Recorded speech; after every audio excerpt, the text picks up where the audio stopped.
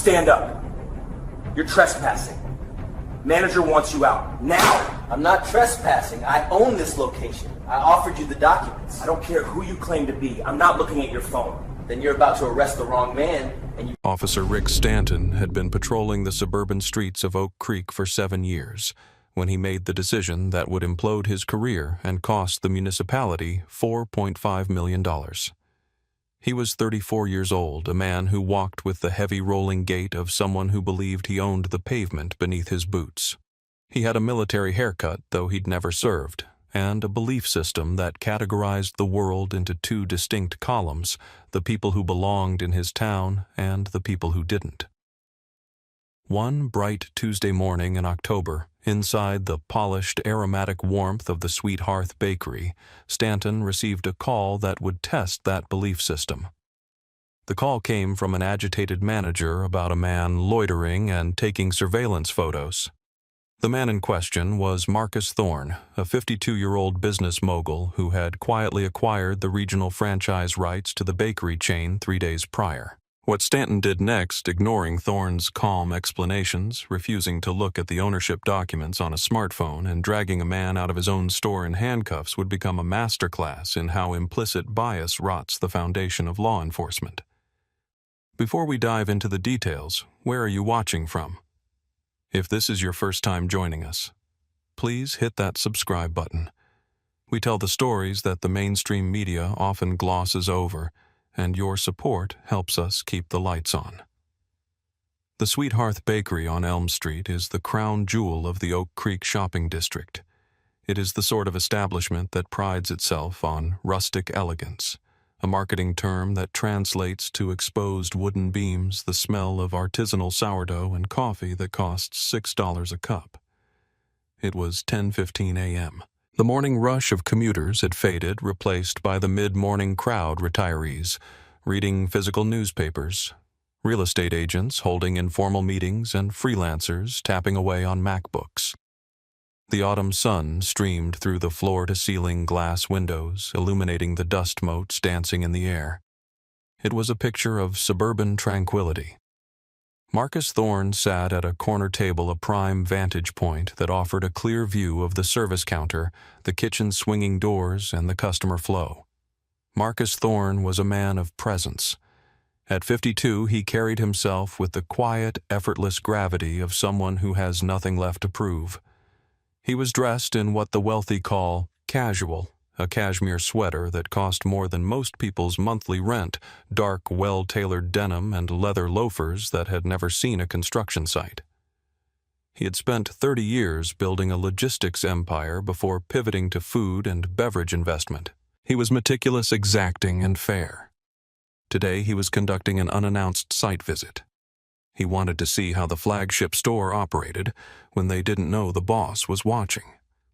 On the table in front of him sat a single espresso untouched and an iPad where he was making detailed notes about the wait times, the cleanliness of the floor, and the attitude of the staff. He occasionally held up his phone to snap a photo of the pastry display case, noting that the croissants looked slightly deflated. To the untrained eye, he might have looked like a mystery shopper. To Brad Miller, the store manager, he looked like a threat. Brad Miller was 27 years old, a man whose ambition far outstripped his actual competence. He had been managing the Sweet Hearth for 8 months, a position he treated with the gravity of a Secret Service detail. Brad was constantly on edge, worried about corporate metrics, worried about theft, worried about the wrong element, driving down the store's upscale vibe. He wore a tie that was too wide and a cologne that was too strong. From his station behind the espresso machine, he had been watching Marcus for 20 minutes. He didn't see a successful businessman auditing his investment.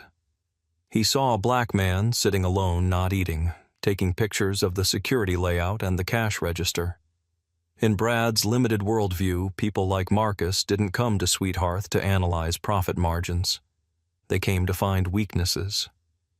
Brad wiped his hands on a towel, his heart rate climbing.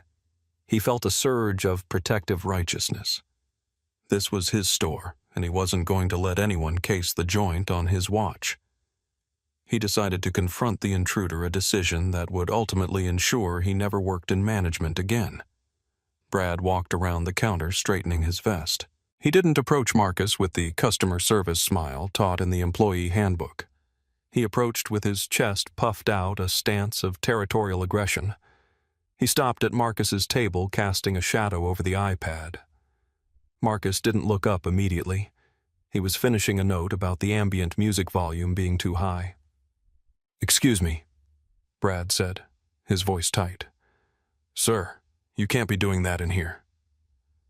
Marcus paused, then slowly raised his eyes. His gaze was level, calm, and unbothered. "Doing what exactly?" Marcus asked, his voice a deep baritone that commanded attention without shouting. "Taking pictures, recording things. This is a private business. We don't allow unauthorized surveillance."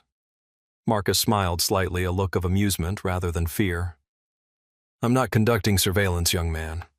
I'm taking notes on the merchandise. The almond croissants look a bit stale." Brad's face flushed. The critique stung, but the audacity of the man angered him more. "You need to buy something or leave. This table is for paying customers." Marcus gestured to the espresso. "I bought that." Brad scoffed. "That was 20 minutes ago. You're loitering, and you're making my staff nervous with the photography. I'm going to have to ask you to leave. Now." Marcus leaned back in his chair, interlocking his fingers. He had fired people for less than this rudeness, but he wanted to see how far this would go. It was a test of the culture in his new company. "I'm not leaving," Marcus said simply. "I have every right to be here. In fact, I have more right to be here than you do." Brad didn't understand the hint. He only heard defiance. "Okay," Brad said, stepping back. "If you won't leave voluntarily, I'm calling the police. We have a zero-tolerance policy for trespassers." He pulled out his phone, making a show of dialing 911 loud enough for the nearby tables to hear. "Yes, I have a male suspect refuses to leave. He's casing the store. Yes, he's aggressive." The call went out. A unit was nearby. Officer Rick Stanton was finishing a donut in his patrol car just 2 blocks away when the dispatcher's voice crackled over the radio. "Disturbance at Sweethearth Bakery. Manager reports a male subject refusing to leave, possibly casing the location." Stanton wiped sugar from his mouth and threw the car into gear. He knew the bakery. He knew the manager, Brad, who always gave him free coffee. And he knew exactly the type of person who caused trouble in this neighborhood. Stanton had a record that in a functioning system would have seen him removed from duty years ago. He had 14 complaints in 7 years. Most were for discourtesy, a polite term for verbal abuse. 2 were for excessive force, both dismissed due to lack of conclusive video evidence. He was known in the precinct as a guy who got things done, a guy who didn't let thugs run the town. His supervisor, a man who was counting the days to retirement, often told him to tone it down, but never wrote him up. Stanton didn't believe in toning it down. He believed in establishing dominance. Stanton arrived at the bakery at 10:28 a.m. He didn't park in a spot. He pulled his cruiser right up to the curb, engaging the lights to flash against the storefront windows. It was a power move designed to intimidate whoever was inside. He adjusted his belt, checked his body camera, which he kept off until the last possible second, a habit he'd been warned about, and walked through the door. The bell chimed.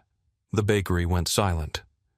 Brad Miller rushed over to him like a child greeting a parent. "Officer, thank God. He's over there, the guy in the corner." Brad pointed a shaking finger at Marcus. Stanton followed the finger. He saw a broad-shouldered black man sitting calmly typing on an iPad. He didn't see the expensive clothes. He didn't see the espresso. He saw a target. Stanton bypassed the counter and marched straight toward Marcus, his hand resting instinctively near his holster.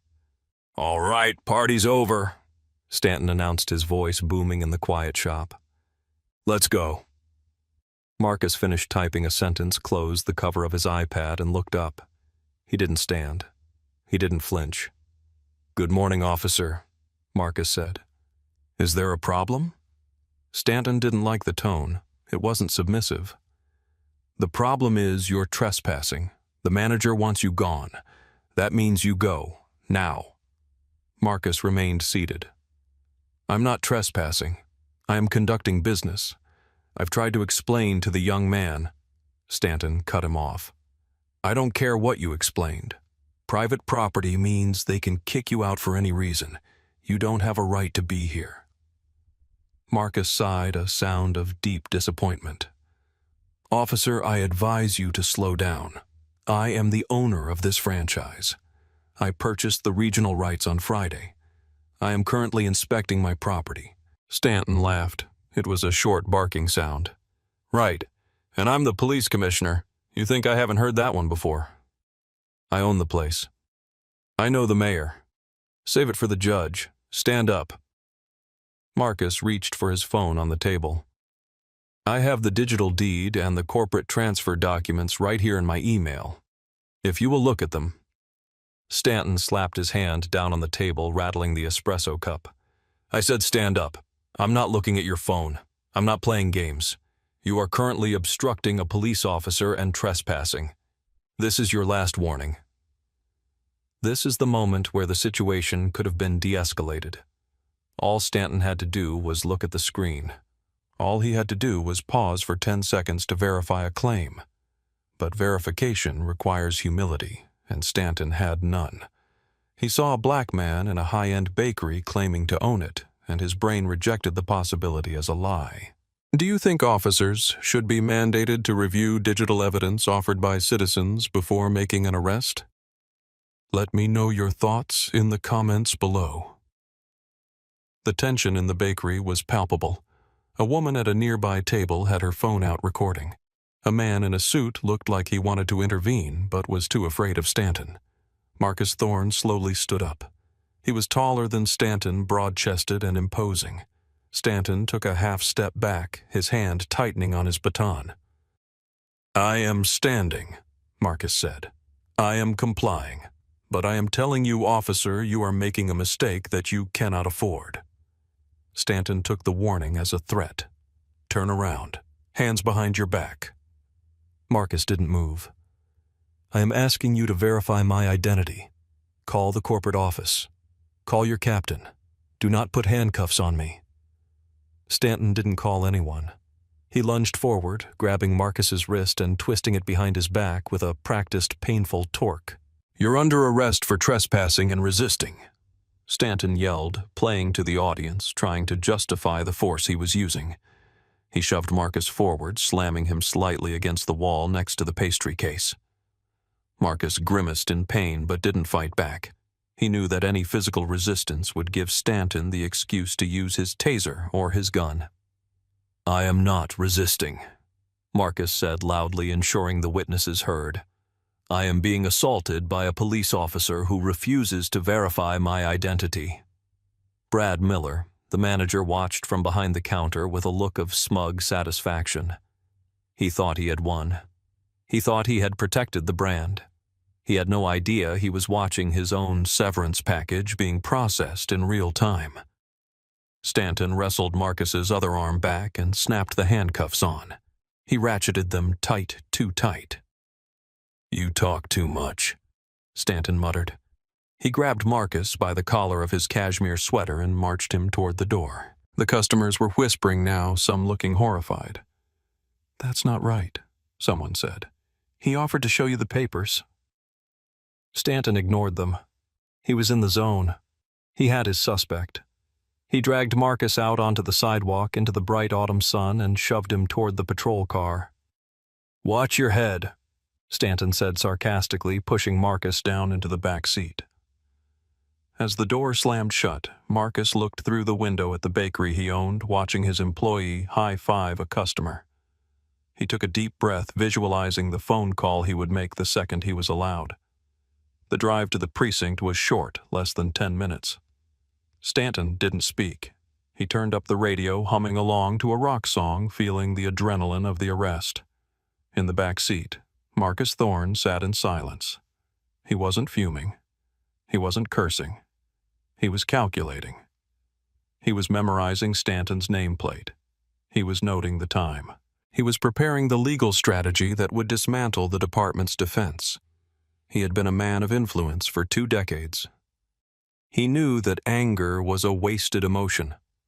Power was about leverage, and Stanton had just handed him all the leverage in the world. They arrived at the Oak Creek precinct. Stanton pulled Marcus out of the car, parading him through the back entrance like a trophy hunter. They walked past the holding cells to the booking desk.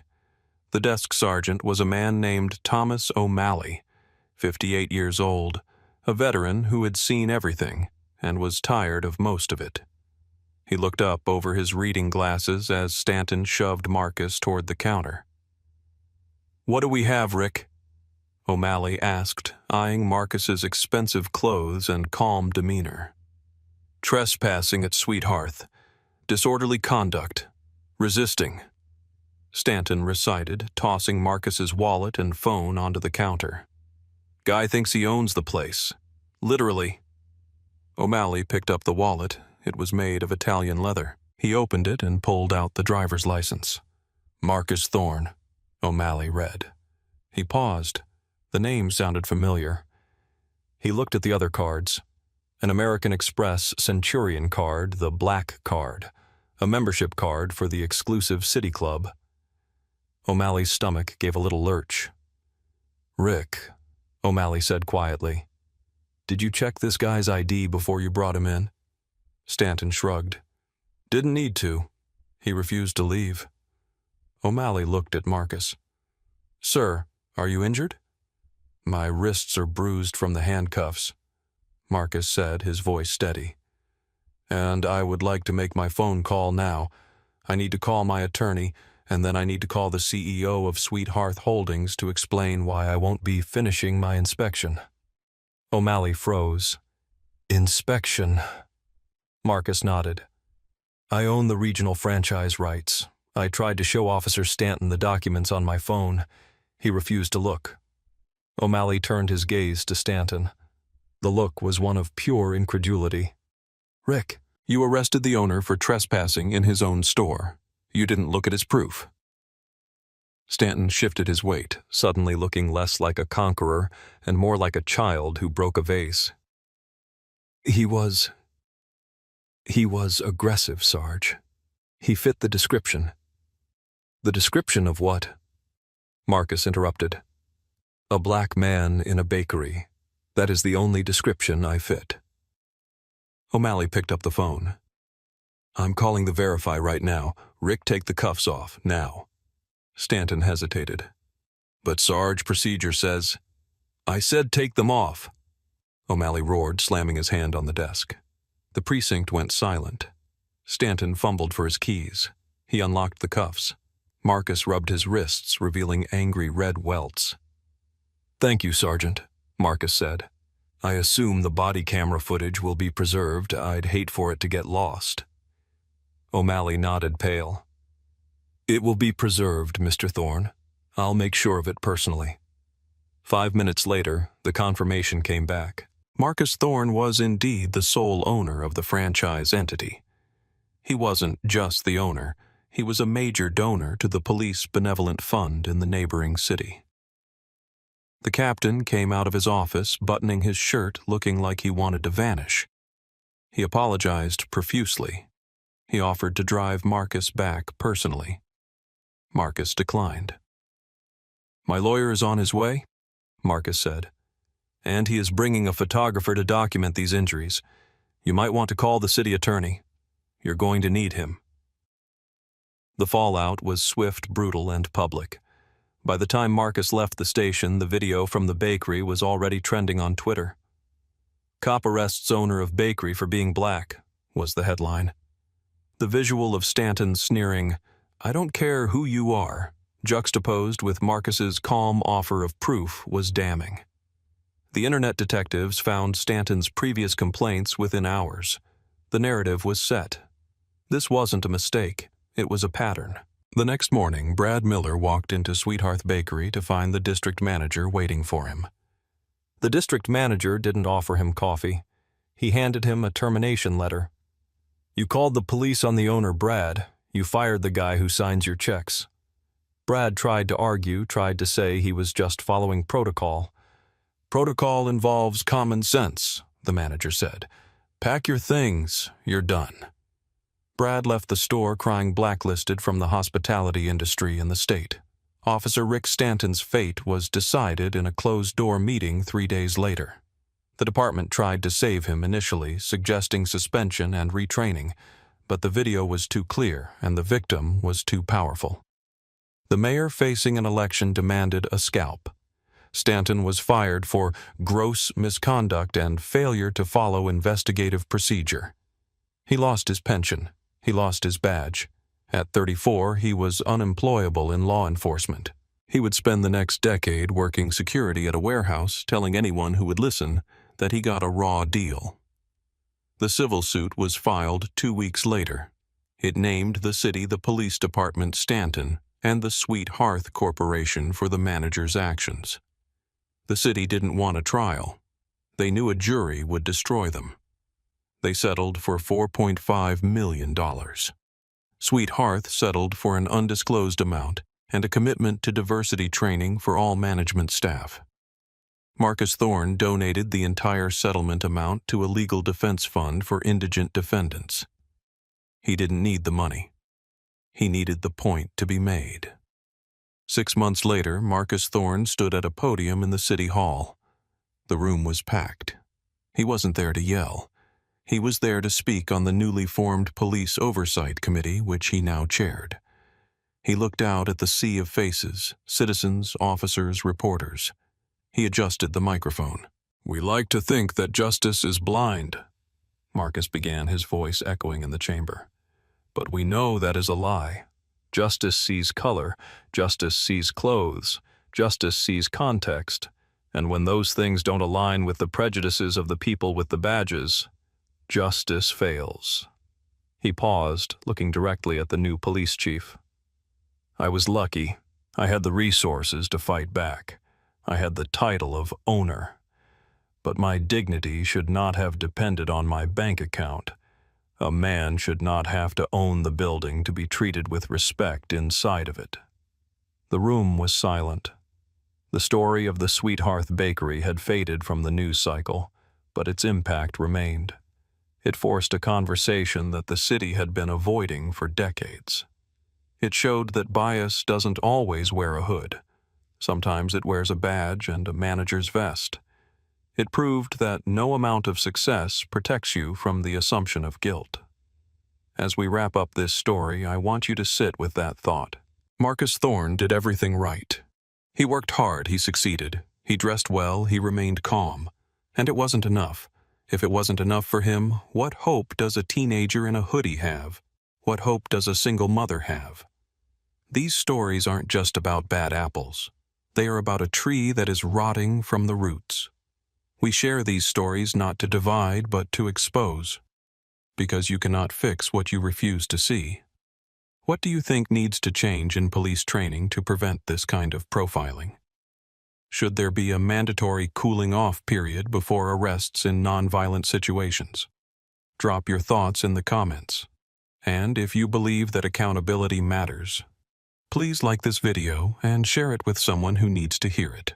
Until next time, stay safe and keep watching. Ma'am, this is your last warning. Stand up and leave now or you're going to jail. I am a paying customer. You have no probable cause and you are unlawfully detaining me. You don't get to argue the law with me. Then you're about to violate the Constitution on camera and you will regret it. The woman sitting at table 14 near the window was not causing a disturbance. She wasn't shouting. She wasn't harassing other customers. She was Judge Eleanor Vance, a 62-year-old jurist with a reputation for absolute intellectual rigor and a terrifying memory for case law. She had spent the morning presiding over arraignments for federal felonies, and she was currently enjoying a quiet lunch of grilled salmon and sparkling water. She was dressed in a tailored navy suit, her silver-streaked hair pulled back in an elegant bun. To any objective observer, she looked exactly like what she was, a distinguished professional taking a well-earned break. But Officer Braden, 29 years old, and fueled by a toxic mix of arrogance and implicit bias, didn't see a federal judge. He saw a black woman sitting in an upscale bistro in a predominantly white affluent district, and he had already decided she didn't belong there. Braden had been on the force for 6 years. Twice. He was known in the precinct for being proactive, a euphemism that his sergeant used to describe Braden's tendency to escalate minor situations into major constitutional violations. Before we unravel this catastrophic failure of judgment that would cost the city millions and rewrite department policy, I need you to do something. If you believe that no citizen should be harassed simply for existing in a public space, hit that like button right now. It helps us get these stories out to more people. And tell me in the comments, where are you watching from? This story is going to make your blood boil, and you need to see how it ends. Eleanor Vance had chosen the Gilded Oak because it was quiet. She had a stack of case files on her iPad which she was reviewing while she ate. She was known in the Southern District for her fairness. She was the judge who would toss out evidence if the police obtained it illegally, but she was also the judge who would hand down maximum sentences for violent offenders who preyed on their communities. She believed in the law. She believed in the system even when it was flawed because she believed it could be fixed from the inside. At 12:45 p.m., the restaurant manager, a man named Gregory, had called the non-emergency line. Gregory was nervous and possessed an unfortunate habit of judging customers by their skin color rather than their conduct. He had told the dispatcher there was a woman loitering at a table and refusing to order, despite the fact that Eleanor had already been served and was halfway through her meal. Gregory just wanted the table back for a group of 4 that had just walked in without a reservation. Instead of managing his seating chart, he weaponized the police. Officer Braden arrived 4 minutes later. He didn't park in a designated spot. He pulled his cruiser right up to the curb, blocking the valet lane lights flashing silently. It was a power move. He adjusted his belt, checked his reflection in the glass door, and marched inside. He didn't ask the manager for details. He didn't observe the subject for behavior. He walked straight toward table 14 with his chest puffed out and his hand resting on his taser. Judge Vance saw him coming. She didn't look up immediately. She finished highlighting a paragraph on her screen, took a sip of her water, and only then did she raise her eyes. She had seen thousands of police officers in her courtroom. She knew the difference between an officer who was there to serve and protect and an officer who was there to intimidate. She knew exactly which category Kyle Braden fell into before he even opened his mouth. The bistro was buzzing with the low murmur of lunchtime conversation, the clinking of silverware and the soft jazz playing over the speakers. All of that stopped the moment Officer Braden reached table 14. He didn't offer a greeting. He didn't ask a question. He issued a command. "Ma'am, you need to grab your things and come with me. We're leaving." Eleanor Vance placed her fork down gently on the edge of her plate. She dabbed the corner of her mouth with her linen napkin and folded it on her lap. She looked Braden in the eye, her expression calm, unreadable. "I beg your pardon, officer," she said. Her voice was modulated the same tone she used when overruling a frantic defense attorney.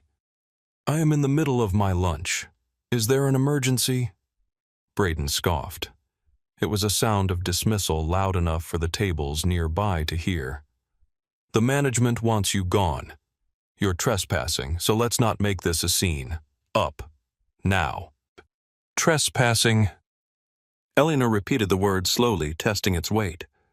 "Officer, trespassing requires that I remain on private property without permission." I was seated by the hostess. I ordered from the waiter.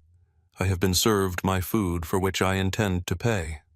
I am a paying customer conducting lawful business. Under what statute am I trespassing? Braden wasn't used to people quoting statutes. He was used to people getting flustered, scared, or angry. "The manager says you're loitering. That means you gotta go.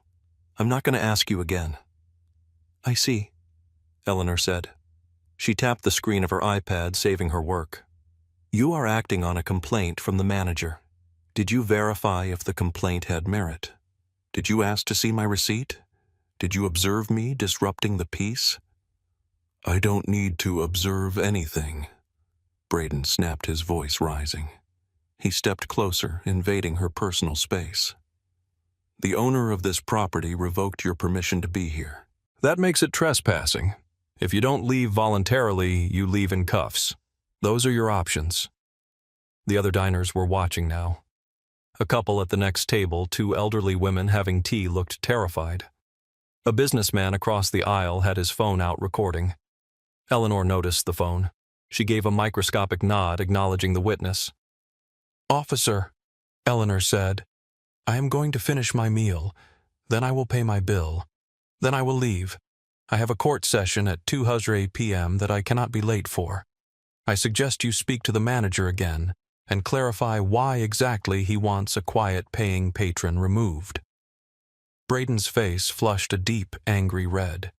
He felt his authority slipping away, eroded by the calm demeanor of this woman who refused to be intimidated. To him, her calmness felt like insolence. "You don't tell me what to do," Braden growled. "I'm conducting an investigation into a disturbance." "There is no disturbance," Eleanor corrected him. "Except the one you are creating. You are currently detaining me. For a detention to be lawful under Terry v. Ohio, you must have reasonable, articulable suspicion that criminal activity is afoot. Eating salmon is not a crime. Sitting in a restaurant is not a crime. So I will ask you again, what is your reasonable suspicion?" Braden's hand tightened on his duty belt. He leaned down, placing both hands on the table, looming over her. "You want to play lawyer, fine. We can play lawyer downtown. You're refusing a lawful order. That's obstruction. An order based on an unlawful premise is not a lawful order," Eleanor said, her voice turning steel-hard. "And you are perilously close to violating Title 18, Section 242 of the United States Code. Deprivation of rights under color of law. I strongly suggest you take a step back and reassess the situation." Braden laughed. It was a harsh, incredulous sound. "Section 242. You memorize that from a TV show, lady. I'm the police. I determine what's lawful here, not you. Stand up." "I will not," Eleanor said. "Last warning," Braden said, reaching for his handcuffs. "Officer," Eleanor said, "you are making a mistake that will end your career. I am asking you to call your supervisor." "I don't need a supervisor to handle a trespasser," Braden spat. "Turn around." The atmosphere in the Gilded Oak had shifted from uncomfortable to suffocating. The air was thick with tension. Every eye in the restaurant was fixed on table 14. The businessman recording the encounter shifted his angle to get a better view of Braden's badge number. Eleanor Vance remained seated. She knew the law better than she knew the layout of her own home. She knew that she had the right to remain in a public accommodation free from discrimination. She knew that the manager's request to remove her was likely based on race, given that she was the only black patron in the establishment and had done nothing to warrant eviction. And she knew that Officer Braden was acting as an unwitting agent of that discrimination, compounding it with his own lack of training and temperament. "Officer," Eleanor said, keeping her hands visible on the table, "you are escalating a civil dispute into a criminal matter without probable cause. You have not asked for my side of the story. You have not interviewed witnesses. You simply marched in here and demanded I leave. That is the definition of arbitrary and capricious enforcement." "I'm done talking," Braden said. He moved around the table. "You're under arrest for trespassing and resisting an officer. Resisting requires physical opposition or delay," Eleanor stated clearly. "I am verbally asserting my Fourth Amendment rights. Verbal disagreement with a police officer is not a crime. The Supreme Court made that very clear in City of Houston versus Hill." Braden paused. He wasn't a scholar, but he knew that most people didn't cite Supreme Court cases off the cuff. For a fleeting second, a warning bell rang in the back of his mind. Who is this lady? But his ego was too loud, drowning out the caution. He couldn't back down now. If he walked away, he would look weak in front of the manager, in front of the diners, in front of the camera phone pointed at him. "I don't care what you think the Supreme Court said," Braden retorted. "In this jurisdiction, when I tell you to move, you move. Now are you going to identify yourself, or am I booking you as a Jane Doe?" "I am happy to identify myself," Eleanor said. "But understand that my identification will not justify this stop. It will only confirm the gravity of your error." "ID, now," Braden demanded, holding out his hand. Eleanor moved slowly. "I am reaching for my purse on the chair next to me. I am removing my wallet." She narrated her movements, a habit from years of reading police reports where officers claimed a suspect made a furtive movement. She would give him no excuse. She opened her leather wallet. Inside, nestled in a custom cutout, was her identification. But she didn't pull out her driver's license first. She pulled out her Federal Judicial Commission credentials. It was a heavy laminated card with a holographic seal of the United States Courts, her photograph, and the bold text, "United States Magistrate Judge." She held it up. "My name is Eleanor Vance. I am a federal magistrate for the Southern District. You are currently interfering with a federal judicial officer." Braden took the card. He looked at it. He looked at the seal. He looked at the photo. Any competent officer would have stopped right there. They would have handed the card back, apologized profusely, and exited the restaurant backward. But Braden wasn't competent. He was angry, and he was convinced he was right. His brain couldn't process the information. A federal judge. Here eating lunch alone. It didn't fit his narrative. "This looks fake," Braden said. He tossed the card onto the table like it was a playing card. "You can buy these online. Nice try." Eleanor's eyes narrowed. "That is official government identification.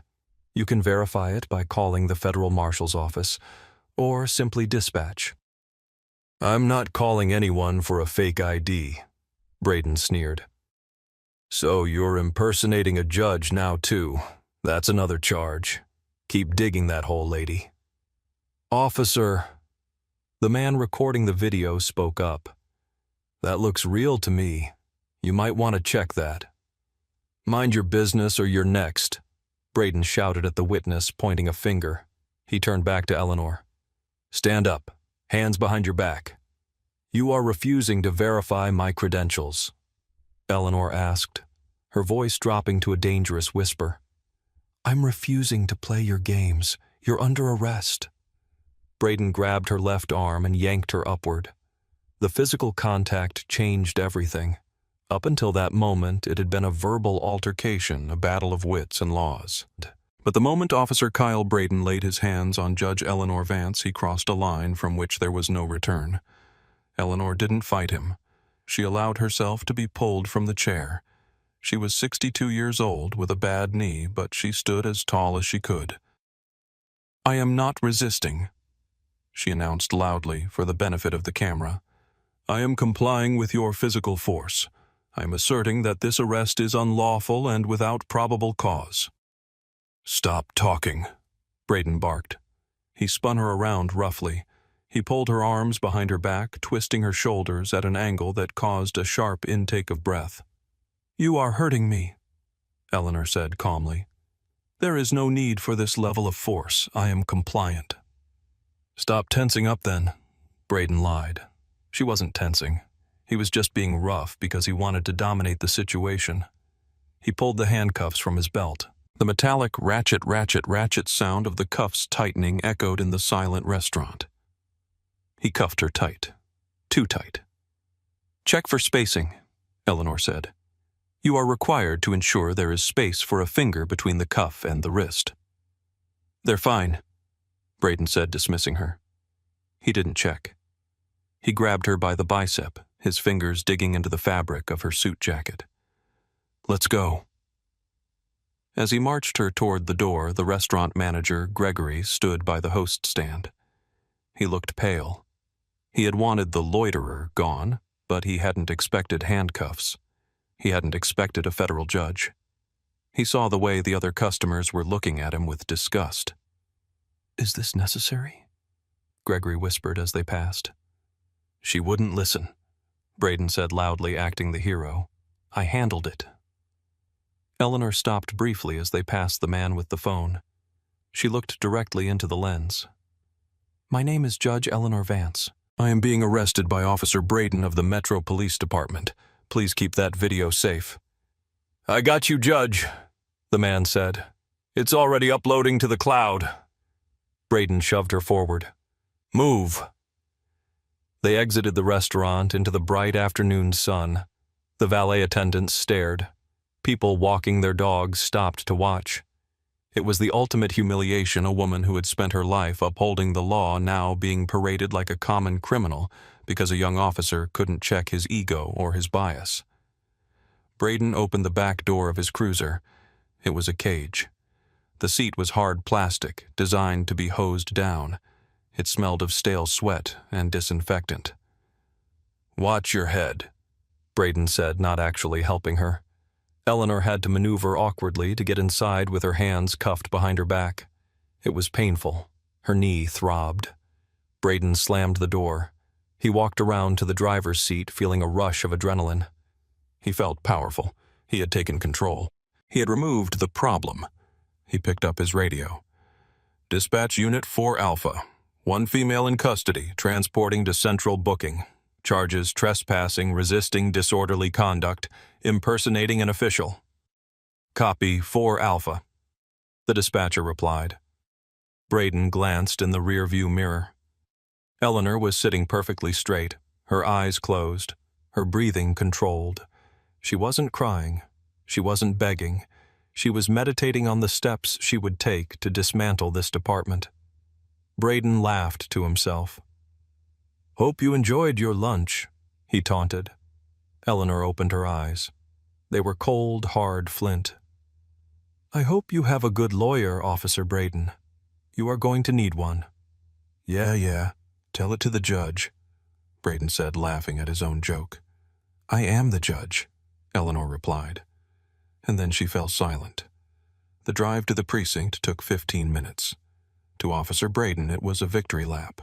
To Judge Vance, it was an eternity of discomfort and seething, focused resolve. The handcuffs were digging into the soft tissue of her wrists.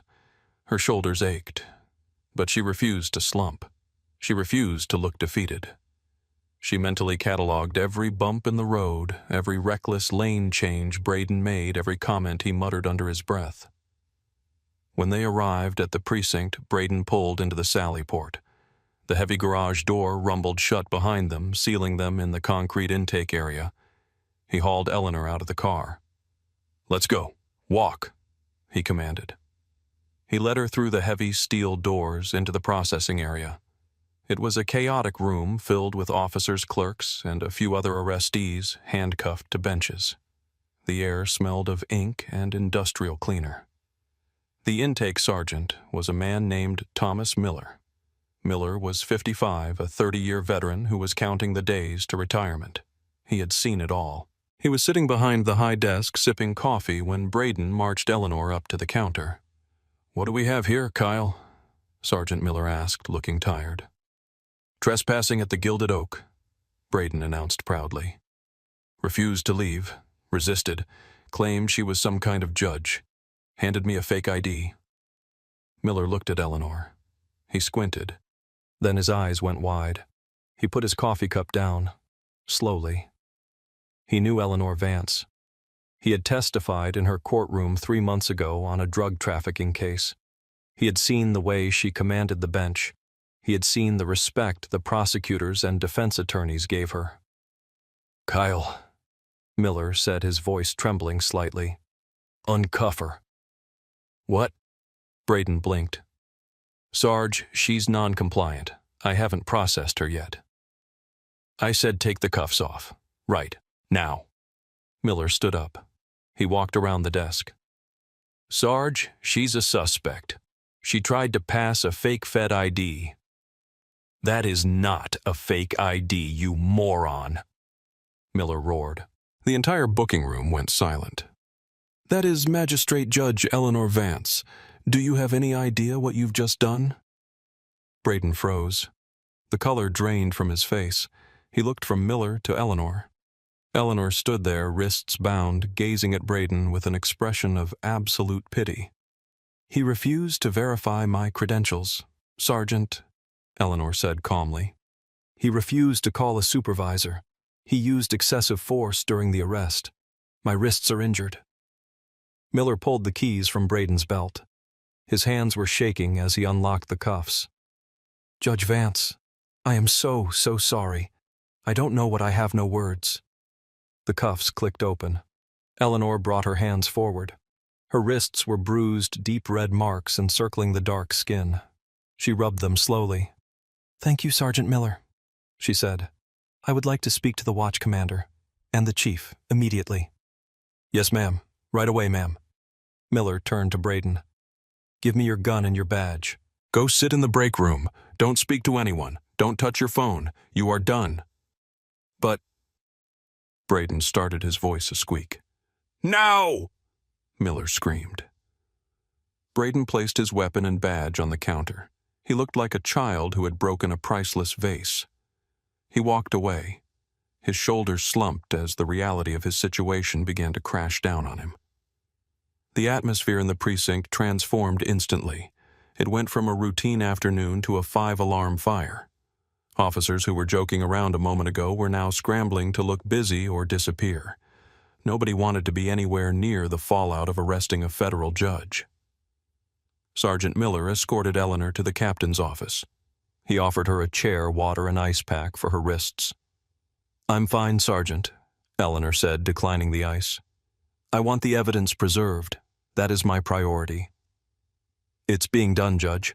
I've already locked down the body cam footage from the server so it can't be deleted or edited. I've pulled the dispatch logs." Captain Robert Henderson burst into the office 5 minutes later. He was breathless. He had been at a Rotary Club luncheon when he got the call. "Judge Vance," Henderson said, extending a hand that Eleanor did not shake. "Judge, I am mortified. There has been a terrible misunderstanding." "It was not a misunderstanding, Captain," Eleanor said, her voice filling the room. "It was a violation of my civil rights. It was an unlawful arrest based on racial profiling. Your officer saw a black woman in a nice restaurant and decided she didn't belong. He ignored the law. He ignored my identification. He ignored common sense. We are going to launch a full internal investigation," Henderson promised. "Officer Braden has been relieved of duty pending the outcome." "That is the bare minimum," Eleanor said. "I want the dash cam footage. I want the body cam footage. I want the 911 call from the restaurant manager. I want Officer Braden's disciplinary file, and I want to know why a man with his temperament was allowed to carry a badge in the first place." "You'll have full cooperation, Judge.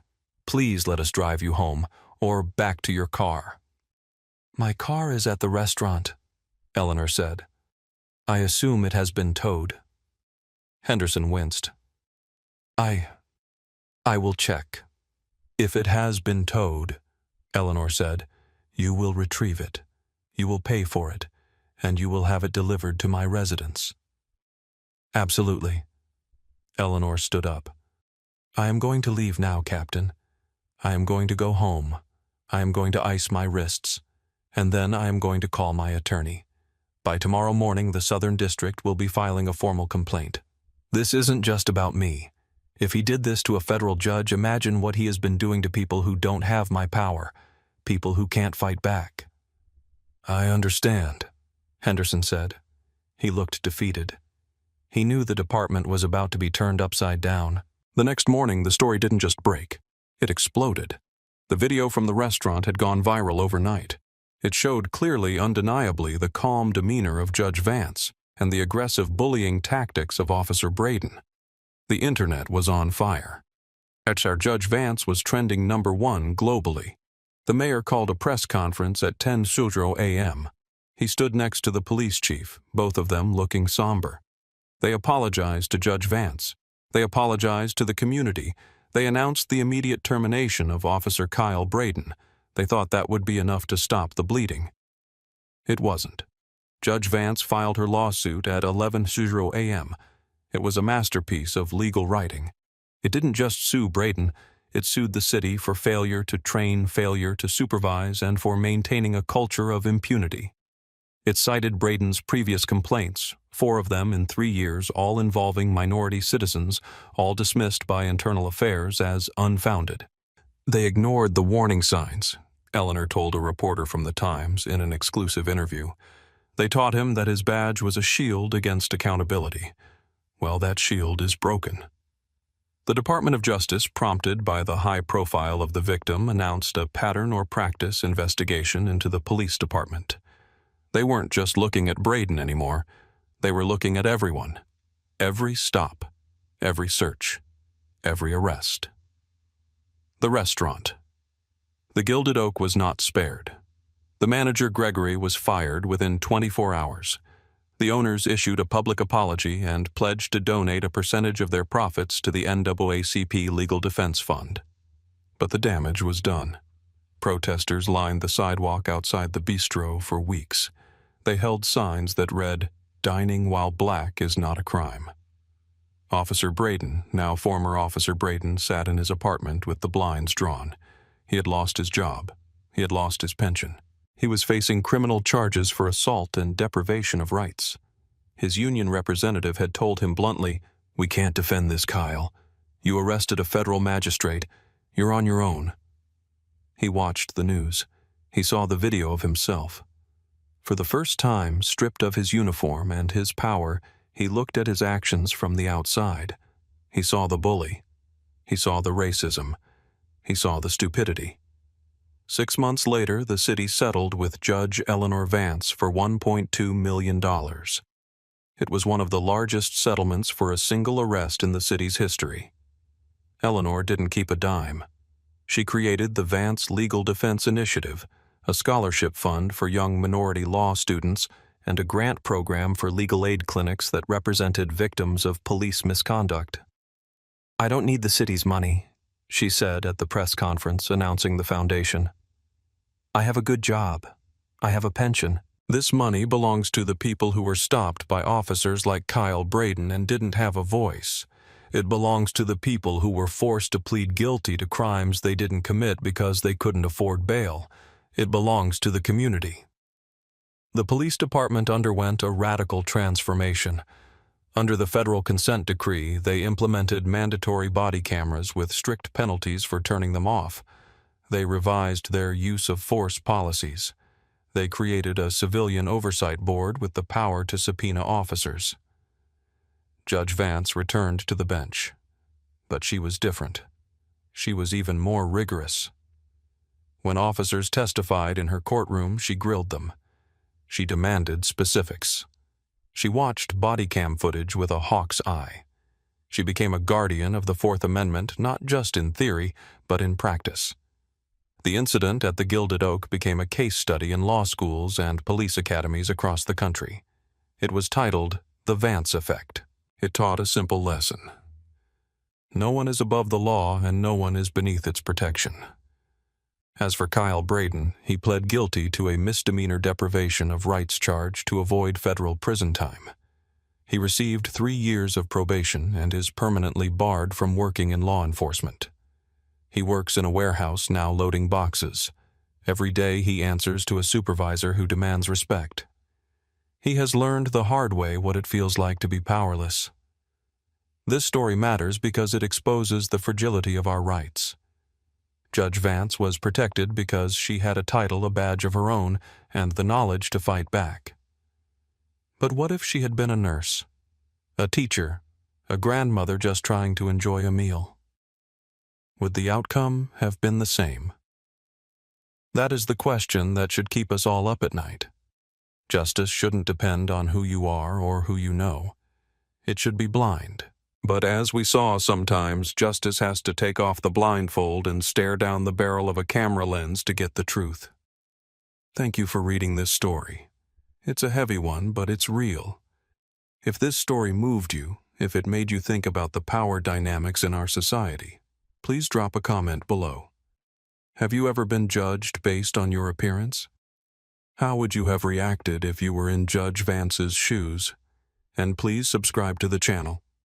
We are committed to telling the stories of justice, accountability, and the fight for a fairer world. Your support helps us keep the lights on and the truth loud. Until next time, stay safe, stay informed, and know your rights.